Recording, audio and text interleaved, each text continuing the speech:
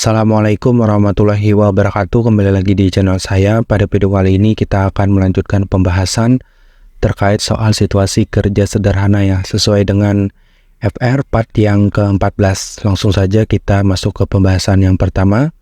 Soal yang pertama, apa yang harus diperhatikan oleh seorang guru dalam mengelola waktu di kelas?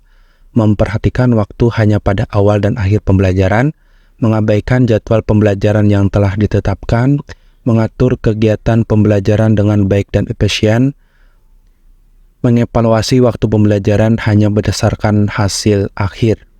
Jawaban yang paling tepat yaitu mengatur kegiatan pembelajaran dengan baik dan efektif ya.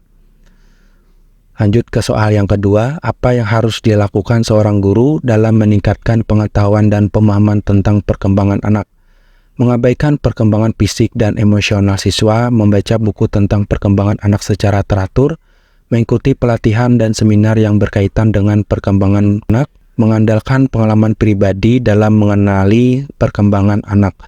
Jawaban yang paling tepat yaitu mengikuti pelatihan dan seminar berkaitan dengan perkembangan anak ya.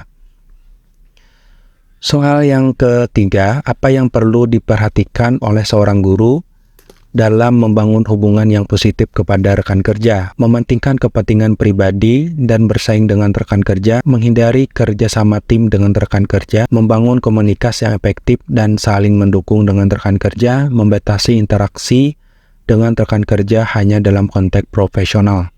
Jawaban yang paling tepat yaitu membangun komunikasi yang efektif dan saling mendukung dengan rekan kerja ya.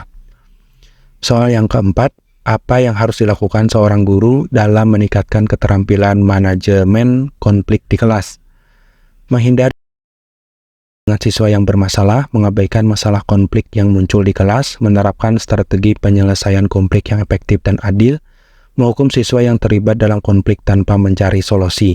Jawaban yang paling tepat yaitu menerapkan strategi penyelesaian konflik yang efektif dan adil ya. Soal yang kelima, apa yang harus diperhatikan seorang guru dalam menghadapi perbedaan kecepatan belajar siswa? Mengabaikan perbedaan tersebut dan melanjutkan materi, membiarkan siswa menyesuaikan kecepatan belajar mereka sendiri, menggunakan metode pengajaran yang sama untuk semua siswa, memberikan perhatian ekstra hanya pada siswa yang lambat. Jawaban yang paling tepat yaitu membiarkan siswa menyesuaikan kecepatan belajar mereka sendiri. Soal yang keenam, apa yang harus dilakukan seorang guru dalam membangun hubungan yang positif dengan siswa dengan kebutuhan khusus? Mengabaikan kebutuhan khusus siswa, memisahkan siswa dengan kebutuhan khusus dari siswa lain, memberikan dukungan dan menyesuaikan yang sesuai dengan kebutuhan siswa, membiarkan siswa dengan kebutuhan khusus mengatasi hambatannya sendiri. Jawaban yang paling tepat yaitu memberikan dukungan dan menyesuaikan yang sesuai dengan kebutuhan siswa. Soal yang terakhir, soal yang ketujuh, apa yang harus diperhatikan oleh seorang guru dalam mengevaluasi efektivitas mengajar mereka?